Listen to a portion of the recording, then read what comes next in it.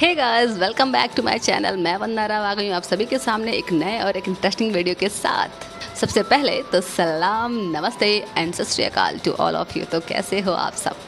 आज हम बात करने वाले हैं कि शादी, जब हम शादी को मैनिफेस्ट करते हैं, जब ये हमारी विश पूरी होने वाली रहती है, तो यूनिवर्स हमें कैसे संकेत देता है, यूनिवर्स कैसे बताता है कि हम अपनी विश के कितने करीब हैं या फिर कितने दूर हैं। सबसे पहला संकेत ये होता है हमारे लिए कि जब भी हम कोई लव मैरिज, अगर हम मान लो अगर हम लव मैरिज मैनिफेस्ट कर रहे हैं, तो सबसे पहला संकेत हमारे लिए ये दिखता है कि हमारे आस पड़ोस में लव मैरिज जैसी शादी हम करना चाहते हैं वैसी शादियां होना हमको दिखना स्टार्ट हो जाएंगे।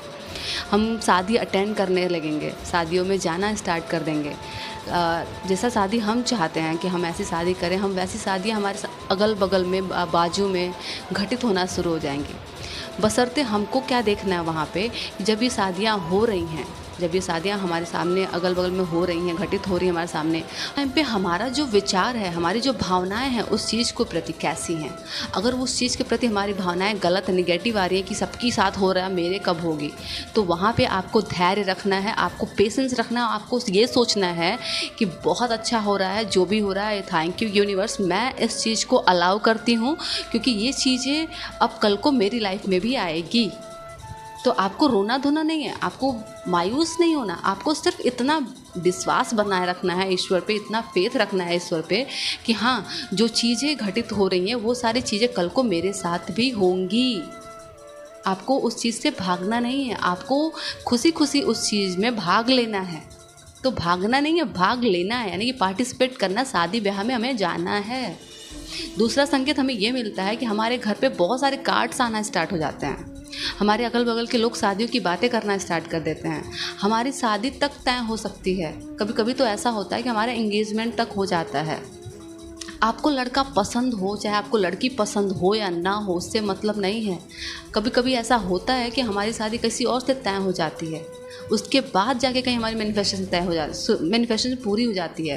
तो घबराना नहीं है, यहाँ पे सिर्फ फेथ रखना है, विश्वास रखना है ऊपर वाले पे कि ऊपर वाले जो मेरे लिए कर रहे हैं ना, वो मेरे लिए बहुत अच्छा है और वो मेरे लिए बहुत अच्छा होगा। तो आशा करती हूँ कि आपको सारी बातें समझ में आ गई होंगी कि आपको आगे कैसे स्टैंड लेना है। और सबसे बड़ी बात कि किसी भी चीज़ के लिए पैनिक नहीं होना है, पेशेंस रखना है और धैर्य से, धीरज रख के काम लेना है। किसी पे गुस्सा नहीं करना है, नॉर्मली रहना है। मुझे पता है कि गुस्सा, चिड़चिड़ापन आता है इस टाइम पे, मैनिफेस्टेशन में बहुत सारी प्रॉब्लम्स होती हैं, बट यहाँ पे आपको सावधान रहना है। तो आशा करती हूँ आपको सारी चीज़ें क्लियर हो गई होंगी। अगर आपको कुछ नहीं समझ में आया तो आप मेरे से पूछ सकते हो। तब तक के लिए मैं लेती हूँ आप सभी से अलविदा। Bye bye, take care, Saba Khair and Radhe Radhe. Thank you so much to all of you. Bye bye, take care.